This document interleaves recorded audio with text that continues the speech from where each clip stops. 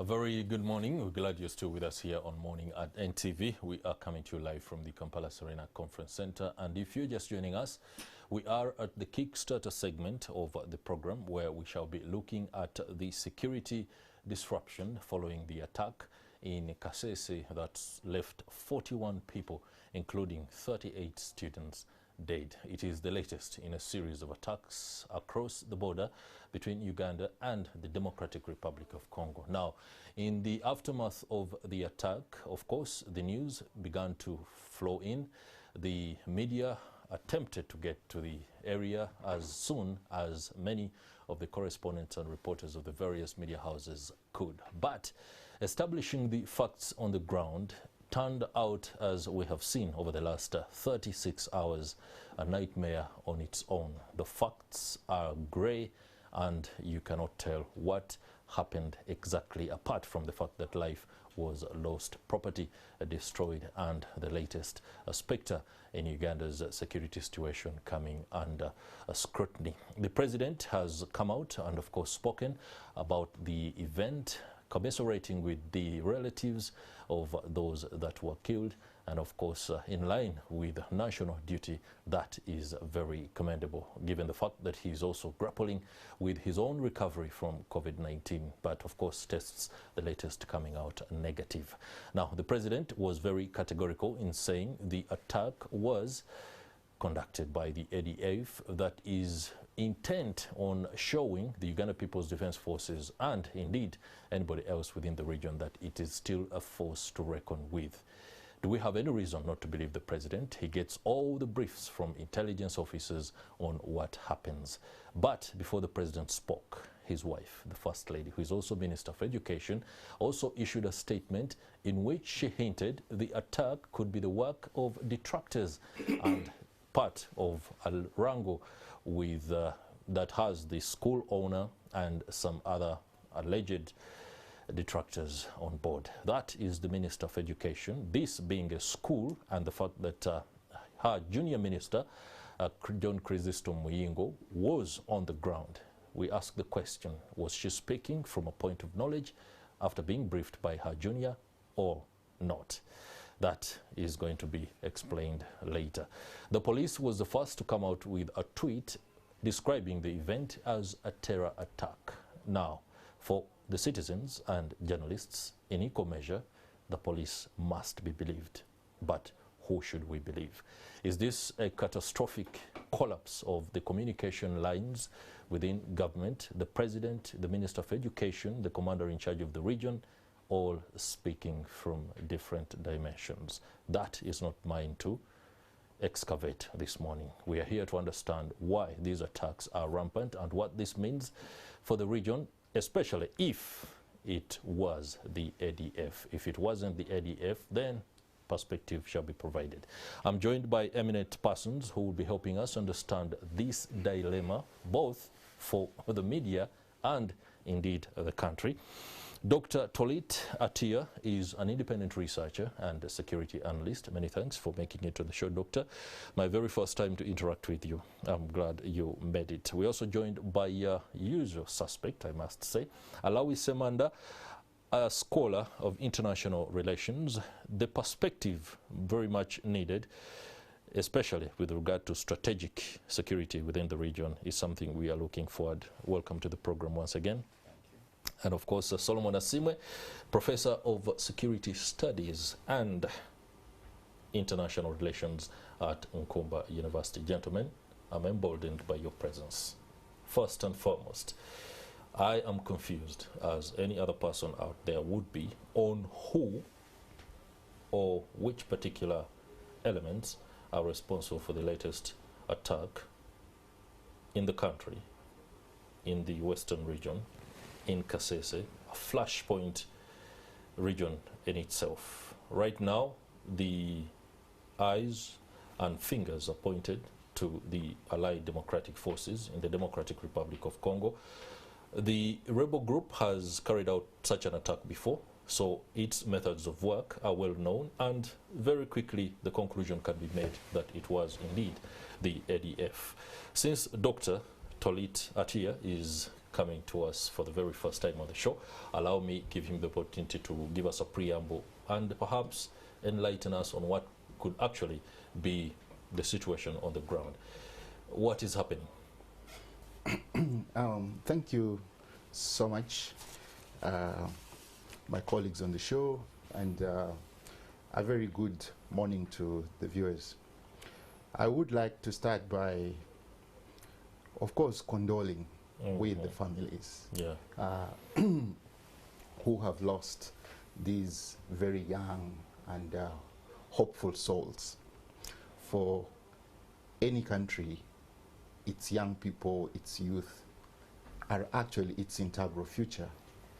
And an attack on that particular kind of person is an attack on the country.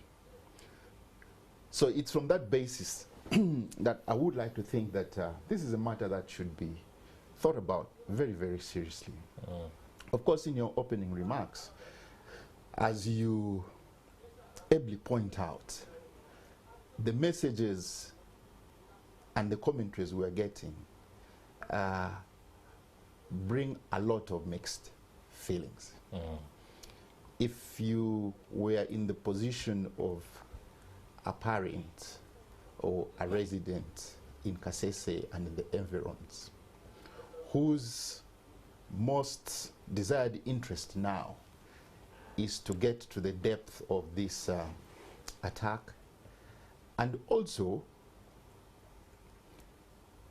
to be able to feel and enforce their citizenship. And what do I mean by this? Because security, in every sense, is a public good. So just as you can access any other social service, like health, education, you should be able to benefit from the security of stay and tenure without any fears. So I'm just trying to imagine what these people are feeling. Because right now, they are looking up to solutions. That's right. But three things come to my mind.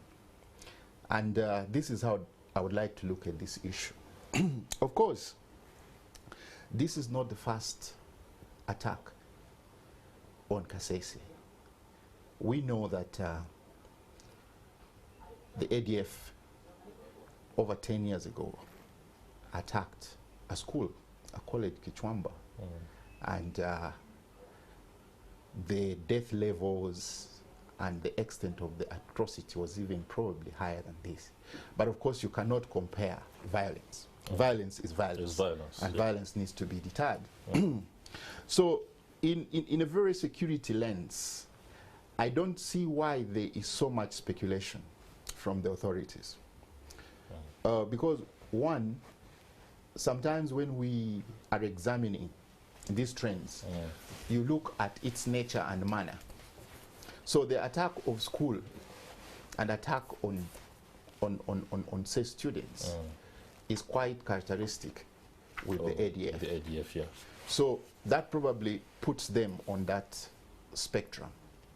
Then the other is, and which is probably a worrisome bit of it, is that the issue of process and structure, I think within the government agencies, need to be thought about seriously. Because, you know, at time of violence like this, a nation needs to speak with one voice. That is and right. a nation needs to begin to trust authority. So when you begin to see authority, voices in authority begin, you know, to sort of speak from different speaking from different angles, that in itself entrenches fear. All right, before we get more afraid, Dr. Talit Atia, let me first link to our very own correspondent who is in Kasese. Ali Mivule is on ground to bring us the latest. A very good morning, Ali.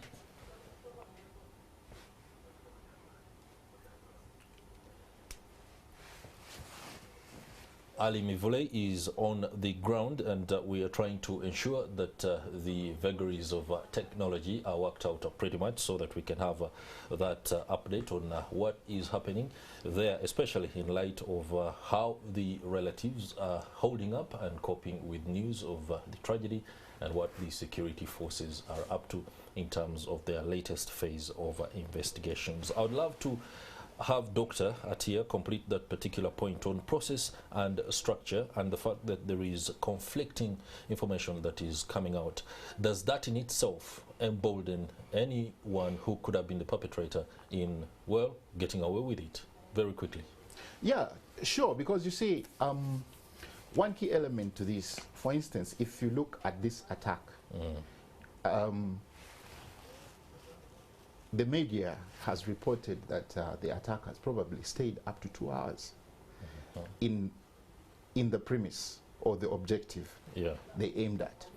Secondly, we have had some commentators, particularly within the security element, actually cry or decry the ineffectiveness of the population.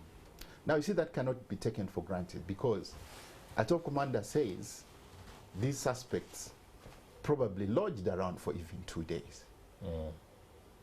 This probably did not slip. I mean, this information did not slip through to the security sectors, because when you also look at the response time, it tells you that somebody was caught flat-footed.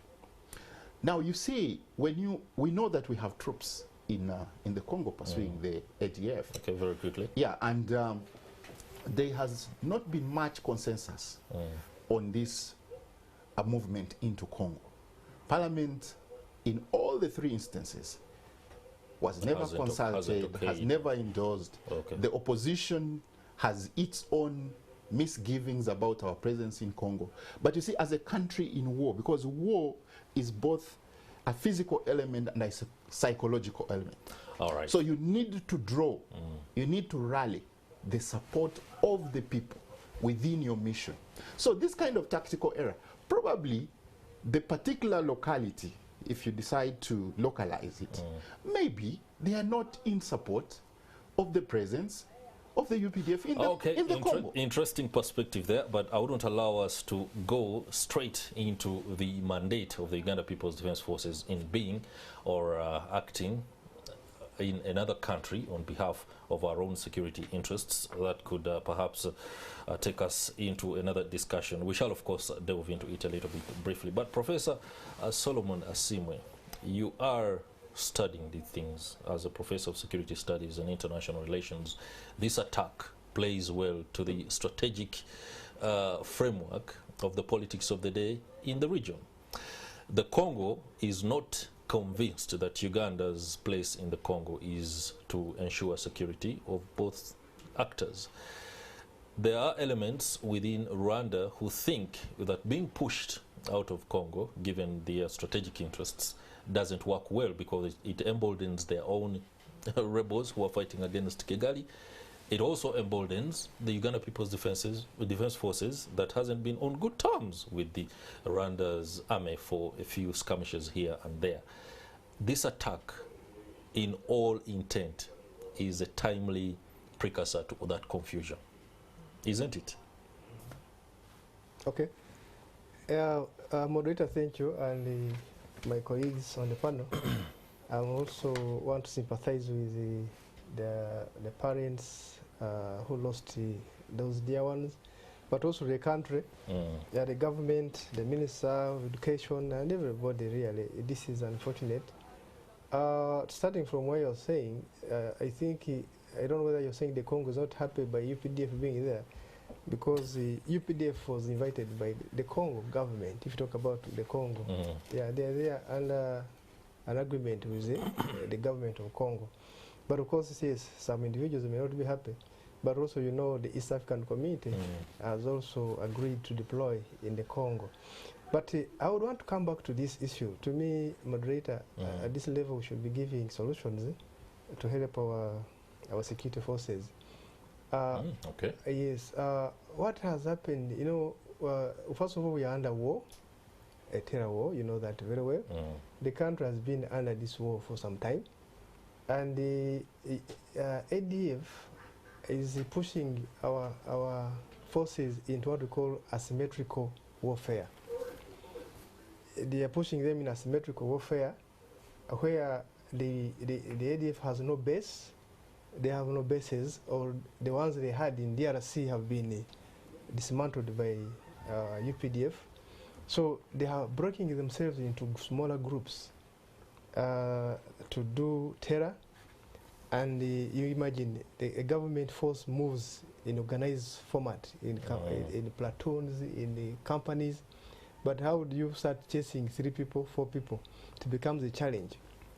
So how do we fight this kind of warfare is, indeed, we need to emphasize more on community policing and intelligence-led operations.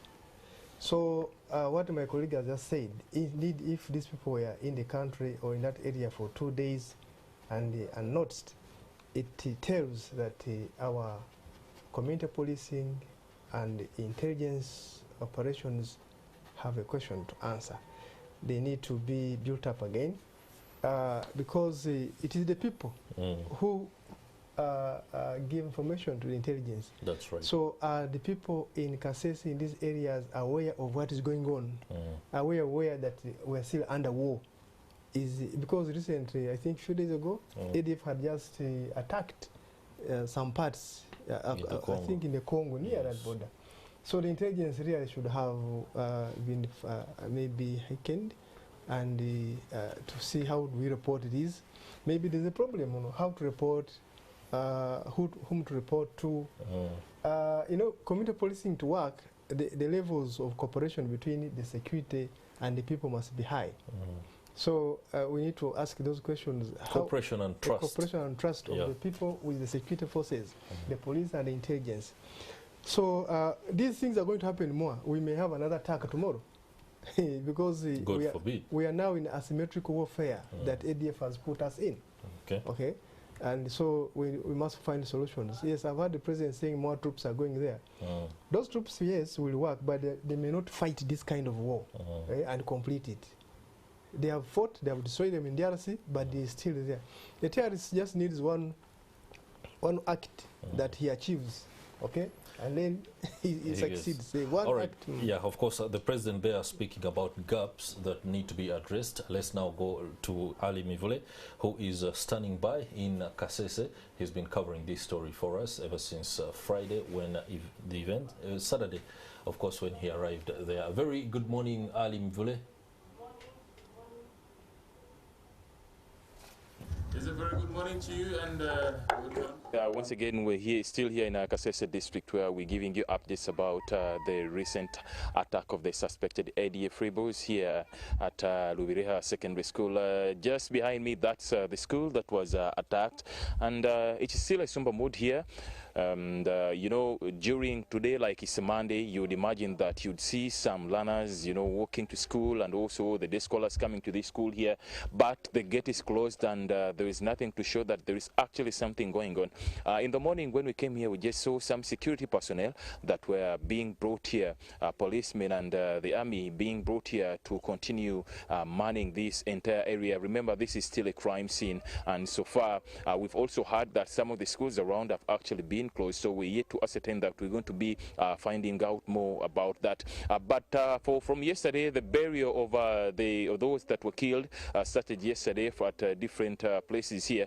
We attended one of the burials along Bwera Road, where that was the burial of the security guard who was killed alongside his son, Mumbere, who was 17 years old, and still his other son, Brian Mumbere, is still missing. So there is also another confusion when it comes to the number of people, the number of students that were taken by, that were captured by the suspected ADF rebels. So we're still not so sure about the number. Of course, now there is this confusion.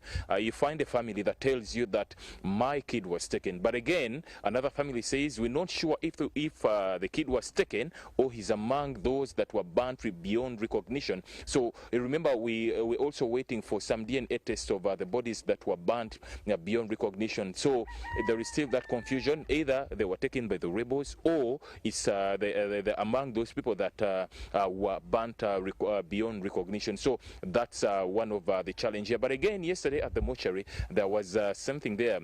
Several people were coming for their bodies, but there is one family that had taken a body that is not there, so they had to return it. And there was a question, so now what happens to the 5 million shillings that was given to them by the government? Was it that now is it the other family of the actual family of that dead person that is supposed to get the money, or the family that took that body? So there are still very many questions, and we're trying to get more details from those concerned. We've talked to the OC earlier on. They're still on parade, and we're going to continue pursuing. From here, we're going to be continuing to the border, Mpondwe border, where we shall be finding out more about the schools, if it's actually true that the schools have been closed. Because now you see this road on a normal day, you'd see learners coming in this side, coming to attend classes, which is not the case. It's only a few people that are using this road next to the school, and as well as a few residents that are also minding their business, maybe going to their workplaces and the like. So that's the situation right now. We shall be giving you more details as they unfold. So remember to tune in on NTV, NTV Akaungezi, and NTV Tonight. Back to you in studio.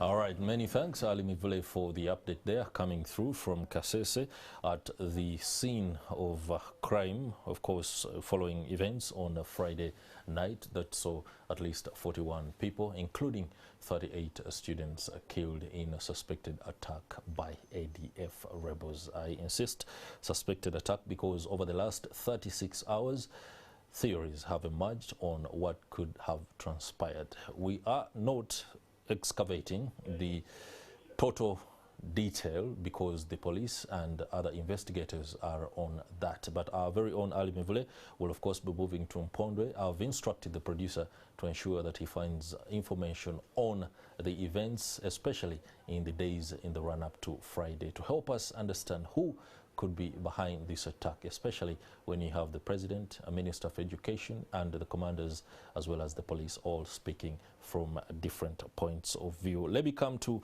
Allawi Ssemanda. You're a scholar of international relations, but also follow very intently the workings of the ADF. It is not a foolhardy for all of us to look at the ADF. Why? The attack on Friday has all the hallmarks of the methods of the ADF, especially in light of what happened in 1998, the attack on Kichwamba. So to conclude as such is actually not a bad conclusion to come to. We have all reasons to believe the president and the commander-in-chief. Whether it is a land wrangle, that's something that we shall also probe a little bit later. But what is your understanding of what is happening right now? Well, thank you very much. Like in my other colleagues, I also send my condolences to the bereaved families and the country at large. You see, before I even go to the very question you've asked, I think the problem we have, and this problem has continuously been happening, when we had the terror attack in Komambogo, here at Parliament Avenue, of course that's what they called them, we have always seen government quickly coming to explain what has happened, which results into them playing in hands and wishes of terrorists. I wrote a piece entitled "Who Determines Our Security Agenda?" And in this case you find that we are responding to what the terrorist is his wishes, because you find that we are moving by what they are dictating. You can imagine the minister on one hand telling us this could be hired thugs, as we've read. Then a few minutes later, by the way, police first had to tweet indicating that it was a terror attack. Then the commander-in-chief also telling us something. And then later he puts very serious questions as he was ending his statement. So you see that there is that lack of coordination. But again, let's look at my interest is to see the real wishes of the terrorists. What do they want? We saw immediately after the attack, and respectfully, if you see the response from Dr. Besigye, I'm not being political, telling us when the state starts playing. The political actor in the country. So but I'm saying myself, I don't want to go political. But if you see how his message was, then you see the message coming from Bobi Wine. I expect that this time, and then you see the countries in the region. When Kenyans had a terror attack, we saw then Uhuru Kenyatta, Raila Odinga standing shoulder by shoulder, telling the country we are grieving, we are one. But at this time, we see one side speaking this, one side speaking this. Security also seems to be disunited. And then the small terrorists, as they are telling us that there were just a handful of them, they are like, where a count of over 40 million with security, huge security, is now, they can tell their population what is taking place, which I think is very, very, very unfortunate. But also this comes from the so-called standardized response whenever we have a terror attack, where security is expected to rapidly tell the citizens what has happened, where the media is demanding answers from security, from the people that lead us, where civil society organizations, we scholars, we are also demanding. So at that time, this is why we're going, and we also see security which wants to tell us we are on top of things. So as they do this, they end up giving information that is contradicting, which plays in the hands of the terrorists, even when they are very few. But also let's look at this question. We've had several studies. I think either the regional organizations, the studies we've had by experts, they seem not to understand what is happening in the Congo about ADF. They tell us these are about 700 people, then we learn about 100 have been killed, the number should be reducing, and then later we are told, you know, things are not adding up how they tell us. But also, the president, as he was ending the statement, he tells us, did we receive intelligence? Did someone sleep at work? And these are the questions that I would also be asking, because if there are very few people, they are in position to launch that kind, stay about 2 hours. Security seems to suggest that they have stayed even in a place for about 2 days. And whereas I also would want to follow Prof's view that maybe community policing is lacking, remember the people we are paying every day to take our security, to secure us. These are the people we should be asking first. I'm not saying that guys are not doing some good work, but you can tell if it is good or not good. And then the other point I would also want to look at, you see, 5 days ago, the US put up a travel advisory. Irrespective of other things, we know there was anti-gay talk, there was clear information, terror. And we know that in countering terrorism, one of the ways we use is through diplomatic channels. So did we engage, did we ask the Americans, what did you mean to say that Americans should not travel to our country? There is likely to be a terror attack. So the question of the president he puts makes me think someone could have slept. If that person slept, who is that person? Who betrayed Ugandans? Because 5 days ago, they said there will be a terror attack among the notes pointed. I think it's like point number 4. And a few days later, we have a terror attack. So you ask yourself, did they think the Americans were kidding? And by the way, I know that most of the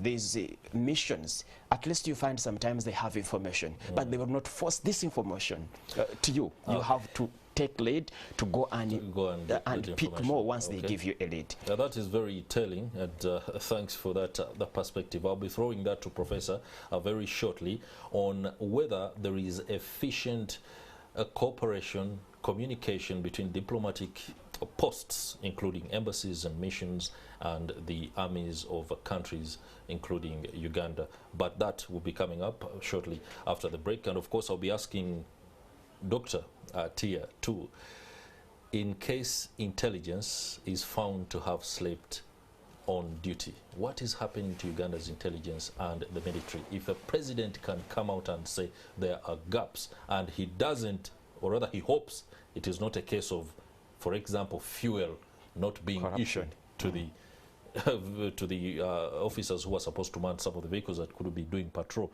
It speaks of grand corruption, something that he has hinted on, especially when the attack on Bulo Marel in Somalia was executed by the Mujahideen there. Those questions will be answered after the break. Stay with us. You're watching Morning at NTV, and this is the Kickstarter segment where we're looking at the latest disruption of security in Kasese.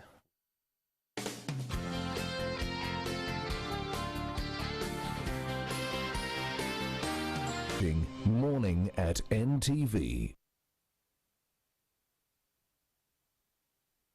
Well, it's still morning at NTV, and I am coming to you from NTV International Airport this beautiful morning, of course, blessed by some slight downpour. That's why we've taken a shelter here at the canopy. But it's a beautiful morning in NTV, I can say.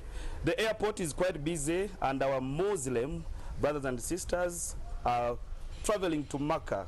And as we speak, of course, the airport is a bit busy. Some changes, slight changes have been made by the people that run the airport. If my camera person can just show you this other side, these are some of them that have escorted their beloved ones and maybe gone to check in.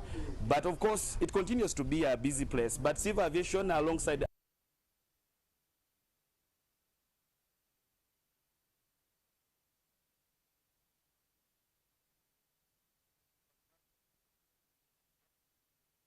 keep a time so that you do not have any interruptions at the airport. Singa sobola kwogerako n'abamu ku baganda baffe bano abasiraamu omu oba babiri batubuulire oba bawerekeddeko abantu baabwe ne bagenda oba sebo kantandike na wasu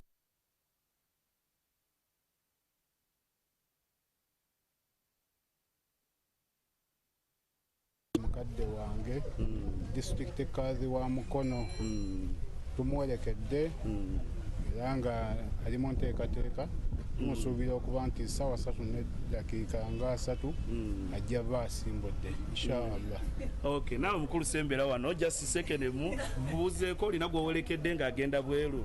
Ffe ba number 1 abasoose ekiro twayingidde mu ssaawa 8 ez'ekiro naye tukidde ddala ku kisaawe kwennyini enywezi paakinga ffe tufunye omukisa okubeera wano ku makya abantu bagenza okutandika okujja nga ffe tumaze bulungi tulabyeko bulungi ne tuba tutukusa bulungi. Okay, kale tubagaliza olugendo olulungi abagenze naye nkyali wano ku kisaawe ky'Ennyonyi Entebbe. I just want to speak to the public affairs manager for civil aviation Vian Luja to just give us some of the hints of the new adjustments that have been made here at Entebbe International Airport. And Vian, welcome with me on Morning at NTV. Thank you very much, Ivan. Yes. First of all, earlier last week, we issued a notice to the public alerting them that between 13th to 20th June 2022, we expect a number of our brothers and sisters to be departing through Entebbe International Airport. And normally when that happens, we tend to get more people. So we're advising users of the facilities to report to the airport in time, especially those that have flights. Yes. Besides that, we have made special arrangements for the brothers and sisters going to Mecca. There is a tent that we put in the public car parking. Most of them are using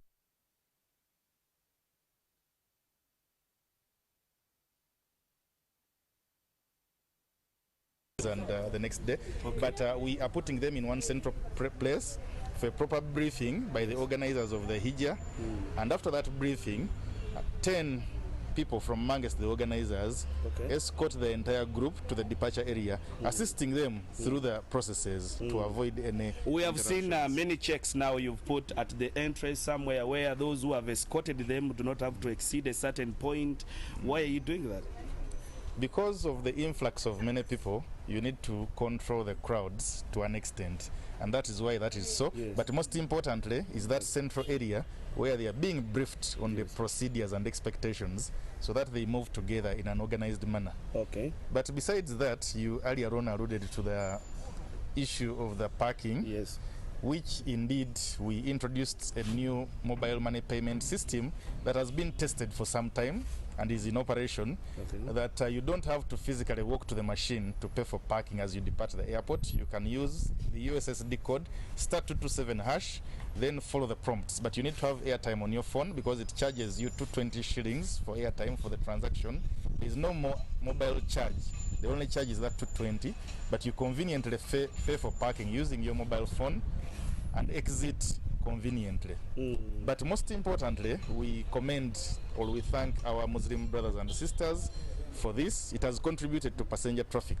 When you look at last year, in July 2022, that month recorded the third biggest number of passengers in a year after December and August. It was about 151,000 passengers, an average of 4,892, and that was because pilgrims were returning from Mecca. Similarly, in May this year, we recorded the biggest number of passengers since COVID-19, and that was an average of 5,071 passengers per day, because several of them were returning from Umrah. So, okay, Vian, what are you addressing? Were there some challenges with the machine payment? What are you trying to address in making all these innovations and advancements as we wind up? In relation to the parking innovation, what is being addressed is convenience. Previously, everyone, wherever you are parked, had to physically walk and pay to the pay machine. A few people would sometimes forget. You enter the car, drive to the machine, wait, yet you have not paid. Now that is addressed. In case, even if you forget, and you there are was still a fine able of to pay. 10,000. Yes, exactly. There was a fine if you had to pay from the exit. Okay. So all that convenience is being addressed. Okay. Vian, for time reasons, we will leave the conversation here. But of course, like I earlier said, Uganda Airline will be officially flagging off, or the flight, the inaugural one that will be going to Mecca. The first time is yet to be flagged off, and that's the function that we're going to be covering. But Chris, for time reasons, I want to bring the conversation back to the studios. From me here at NTV International Airport, a very good morning to you and our audience. Stand by.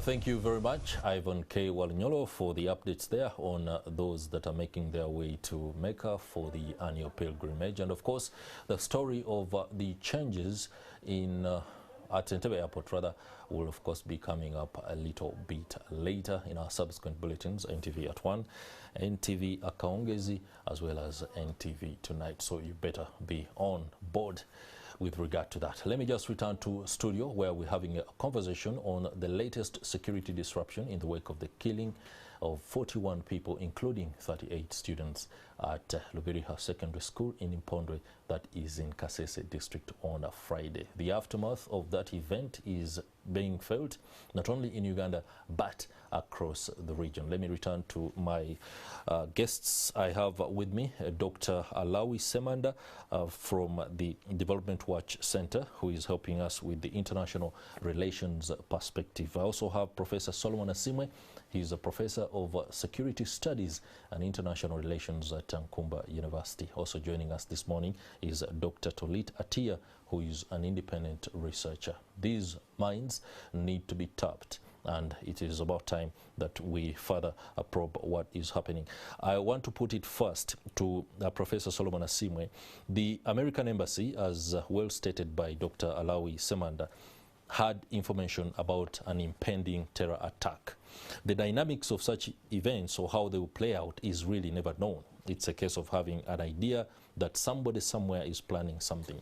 How fast do diplomatic missions share information, or how effectively do local militaries and intelligence agencies seek out this information in order to be able to make the right decision and deploy as effectively or as readily as possible? Because we've seen the American Embassy before telling us about an impending attack, and 5 days later, such an attack happens. And in this case, the script was the same. We were caught napping. How does this happen, that the Americans can have this information? Do they withhold the details? Thank you very much, moderator. I may not know whether they withhold the details or what, but what I will say, diplomatic representatives, they represent their states, the sending states here. Yeah. And indeed, they represent their national interests of the sending states here. They are not under obligation to work for the state, the receiving state. Okay? it depends now also on relations, how they share this information. So it is up to the state, the receiving state, to find a way of cooperating with these people and how to get this information. And intelligence sharing is not any sharing of information. It is levels of cooperation also there. How do you cooperate with a given state, and how do you share information with them? Not all states share intelligence at equal length. But the first thing to know is that they are here on their national interests, not Ugandan interests. So that's why when they are advising, the advisory is for their nationals, not Ugandan, if you have been careful. They advise their nationals, when you are don't come to Uganda, don't do this. Yes. For the Ugandans, once they are here, of course they are being accepted by the receiving state. So the Ministry of Foreign Affairs must have a way of cooperating with these people. There must be a channel of communication. That's right. Because they are here on the receiving state's acceptance. Yes. Yeah. Interesting there. I want to not hope, but reflect on the fact that relations have not been the best between Kampala and Washington over the last 1 month. I hope that did not grey the areas of communication with regard to that. Dr. Atia, the president has been very categorical, expressing the fact that there are gaps that could have led to this, workings of the intelligence system, and they were caught napping. It is not the first time the president is lamenting. Sometimes I fear that if the president can lament that way, what should the ordinary citizen do? When UPDF soldiers were killed in Bulamarel, the president was very categorical, saying that some of the soldiers had actually taken other people to fight instead of professional soldiers, and he alluded to corruption within the military. This time around he's saying perhaps fuel didn't reach the platoon that should have been patrolling. These are glaring gaps stated by the head of state, who is also commander-in-chief. It speaks badly of our situation. Yeah, sure. Definitely, like I said, security is a public good. That's right. And should be enjoyed like any other good. So it's definitely incumbent upon the existing state at a particular time to make sure that they get back to honor the social contracts they have, you know, with the people. With the people of the Wananchi. In this particular case, I just want to quickly allude to something that Professor had raised before, and that is the changing face of wars. Okay. The context of war in the world has changed and is changing drastically. We now have elements of war, like he pointed out, asymmetrical wars, which have shifted from more physical wars per se, you know, station fronts, you know, to more of soft war fronts. The question there to ask then, if there are lapses, are they structural? Are they issues of process? Is it ideological? What is our doctrine at the moment? What is our military doctrine? What is the orientation? If you read our defense policy, what does it point to? Where is the expenditure? You know, for me, what is bothering me in all this, both much as the president is has made these lamentations, and which it shouldn't be, because he's the chief consumer of intelligence. That's right. So he should be steadfast. You know, the guys charged with strategy should show us that they're on top of things, which we don't seem to be seeing. So the questions would be, where is the expenditure going? Is there any think tanking going on within the defense luminaries? Is there a discussion? Because defense of the nation is defense for both, is a responsibility for both the army or the forces and even the citizens. Even the constitution is clear about this. Any one of us is charged with the responsibility of defending this state, because this is a sovereign state.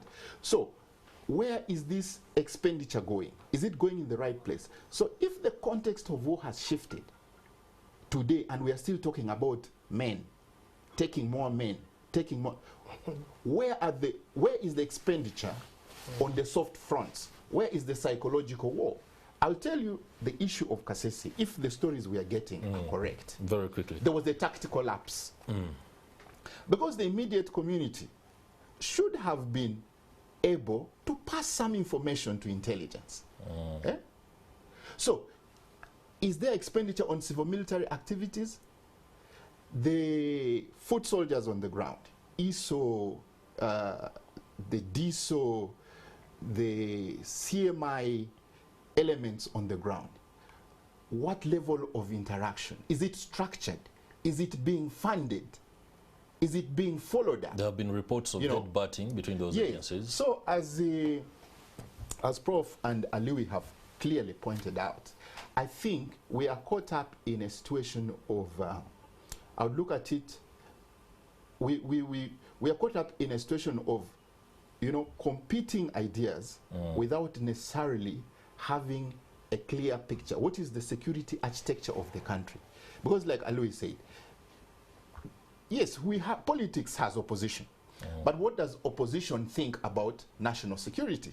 Isn't it important that the opposition be rallied at time of national crisis? Because those messages are key for the citizens. What kind of messages are we getting? Now, if people charged with authority are even failing to tell us at this stage, 48 hours after, where is the source and all these kind of things. So for me, that is where the challenge. But one message I would want to leave very quickly is that the context of war, the context of terror has changed. Let us not get caught up into like the American situation of, framing. How do we frame this terrorist? Because we have this, the media and all the intelligence have given us this frame of the ADF. It lives within our minds. So when somebody now begins to say, it could be somebody else, we are asking, are we correctly profiling the threats? Do we actually know our immediate threats? Do we envision the threats coming? So two things. One is the issue of collaboration between, yes, the men in uniform, but also the people generating knowledge. There is a lot of work. And like Professor said, for me, this attack does not surprise me. Because the ADF as a single group has caused the highest atrocities in Eastern DR. North Kivu, Ituri, South Kivu. Great. Then the other one is that government of Uganda all this time now knows that within its bureaucratic system, government agencies are working in silos. I'll not be surprised, for instance, that say these intelligence agencies are working in competition instead of working in collaboration. In that process, you lose time. In security, in the military, time is of essence. This was 2 hours. There is 40 bodies. There is absolutely no room for mistakes or people sleeping on the job, and it's very deplorable that we find ourselves in this situation. We are getting into the final bend of the discussion. Allow me seek perspective from Dr. Ssemanda on the regional strategic implications of this attack. Let's first excuse the fact that it might be a case of wrangles between residents and the owners of the school who is known to have a bit of issues here and there with some of the locals. If this is an attack by ADF, given the methods and the characteristics of how it happened, does it speak to a new wave of militarism that is cropping up across East Africa, Eastern Africa, especially the Horn of Africa, and North Africa with regard to Islamism that has been propped up by the war in Yemen that has reared, and actually Yemen fearing for who is in power in Khartoum? There is an element. Help us understand that. You see, also, Doctor talked about a bit about framing. The first question, maybe I would take the radical view, if you see the Chomsky's view, and ask myself, let's look at this terrorism. What kind of terrorism are we fighting? First of all, we have people differently defining what terrorism is and who are the terror actors. Someone does this, then they will quickly tell us. You will see the British, they will tell you where this one is from a disadvantaged place. They will not directly tell us that it is a terror act. But here we are so fast to conclude. Is it a terror act? Is it a wrangle, as the First Lady put it, the Minister of Education? A result of that, what is it? And again, are we in a genuine war against terrorism? You remember before Nkurunziza died, when he wanted to change the constitution and they challenged him, he threatened to withdraw troops from Somalia who were fighting terrorism. And you remember at one time when DRC and the UN officials accused us of having a hand in Congo, we also threatened to pull from the DRC war. So the question is, are we genuinely fighting terrorism? Is it terror we are fighting? What is it we are looking? That is very, very key for me. And then the other question would be, not a question per se, but the area which we should be looking at. I know we are going to be told as a result of the war in Yemen, or we've had these splinter groups coming up, even of the Islamic yes. Yeah. But again, where are they getting arms? Who are the people arming them? We have counterintelligences, we have the financial intelligence organizations to curtail the movement of funds for terrorists. How come some of these organizations still seem to be moving? I know someone will say, well, they came to steal food, so meaning they don't have food. But the fact that they have guns and they're able to move, it tells me the terrorism we are looking at, of course, as they've said, that it is changing, the fighting. Yeah, there's a changing face of yes. the war. But also let's look, maybe I could talk a bit what Doctor talked about. The region, when they had the worst terror attack around 2018, remember Belgium, they have several security organizations and they failed. So I wouldn't say having this counter intelligence collecting organization, that they are competing against themselves, because the more bodies you have, the better you are able to get the information, and then you quickly think, get what is correct, And maybe the last point which I would also talk about is, I will tell you, in all countries, and look, even the terror that has happened several times in Kenya, the missions diplomatically, they always have this information. So it is up to the receiving government, as he put it, to have that relationship, and they will always be willing. I know from otherwise the interest of the US also, much as they are representing the interest of the US. If I were managing states, then if the diplomatic mission doesn't share information, it is reason enough to tell you out. Thank you very much. That means you're not cooperating. Thank you very much. So the question now is, did foreign minister do this? That we cannot debate that right now. Just something, clarify on that, and we close. With my colleagues, that I think as Ugandans and scholars, we shouldn't be wasting our time now on defining terrorism. Terrorism is already defined. Okay, by Uganda's definition, by the UN definition. Any group that uses violence against people, whether you're wielding machetes, you are a terror group, whether you are government, even even against the citizens. So what we are trying to say, even this thing got happened because Kasese, governments. Just hold it. Even what happened in Kasese, whether they are thugs, but what they used is these are terror tactics. These are terror methods. Yeah. So to me, I think we should join the government in getting to solutions of how to prevent this violent extremism and organized crime. Those are what we should be looking at. And the one way we said is actually intensifying cooperation with the people, including the scholars. We are writing a lot of things. We are organizing the state. Talking about writing a lot of things, I'm reliably informed, Dr. Talit Atia, you are writing things that explain to us the workings of the militias in the Democratic Republic of Congo. What we know is that they are a cocktail of them. Someone described the numbers to be within the range of 130 militias. In other words, if people are 50 and they come together because they are looking at a certain village that has minerals, that one becomes a militia. In 1 minute, how should the ADF be tackled? Because if you understand its workings and how it groups, then perhaps we can have the UPDF get a clear picture on when and how to attack. Now, for me, I really think that we are now living in a knowledge economy. So I would really urge the regional security, regional defense and security ministries to increase their collaborations with universities, with think tanks, with research stations, because we're producing a lot of knowledge. I have just concluded a study on a postdoctoral study on the push and sustaining factors Okay. of a number of rebel groups. But these informations are simply lying in our shelves. We are not talking to each other. We're glad we have you here, and you just made that very clear. Information should be sought. Okay. Dr. Tolit Atia, independent researcher, many thanks for making time today.